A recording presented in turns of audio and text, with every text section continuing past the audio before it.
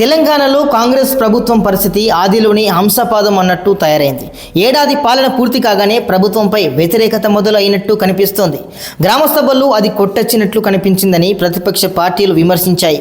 అయితే ఇవి విమర్శలు మాత్రమే కాదని అందులో కొంత వాస్తవం ఉందని కాంగ్రెస్ స్వయంగా ఒప్పుకునే పరిస్థితిని నెటిజన్లే తీసుకువచ్చారు. తెలంగాణ కాంగ్రెస్ అధికారిక ట్విట్టర్ ఖాతాలో పెట్టిన పోల్ తెలంగాణ పాలిటిక్స్లో తీవ్ర చర్చనీయాంశంగా మారింది. తెలంగాణ రాష్ట్రంలో ప్రజలు ఎలాంటి పాలన కోరుకుంటున్నారు అని పోల్ పెట్టారు. ఈ పోల్కు 2 ఆన్సర్లు ఇచ్చారు. అందులో గత కేసీఆర్ ప్రభుత్వాన్ని ఉద్దేశిస్తూ ఫామ్ హౌస్ పాలన, నేటి రేవంత్ రెడ్డి ప్రభుత్వాన్ని ఉద్దేశిస్తూ ప్రజల వద్దకు పాలన అంటూ 2 ఆప్షన్లు ఇచ్చారు. అయితే ఇప్పటి వరకు 58,343 మంది ఓటింగ్లో పాల్గొన్నారు.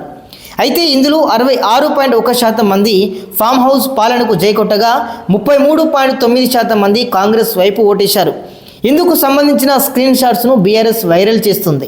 ఇది ప్రభుత్వ పనితీరు అంటూ విమర్శలు చేస్తుంది. దొరల ఫామ్ హౌస్ బాట్ యూజర్ల కారణంగానే తాము పెట్టిన పోలుకు ఇలాంటి ఫలితం వచ్చిందని కాంగ్రెస్ నేతలు ఆరోపిస్తున్నారు. తాగుబోతు సంఘం పార్టీ వాళ్లకు మాత్రమే అలాంటి పాలన నచ్చుతుందంటూ ఫైర్ అవుతున్నారు. నిజమైన ప్రజాస్వామ్యాన్ని కోరుకునే తెలంగాణ ప్రజలు ఈసారి సొంత బలంతో కాంగ్రెస్ను అధికారంలోకి తీసుకువచ్చారని కూడా చెబుతున్నారు.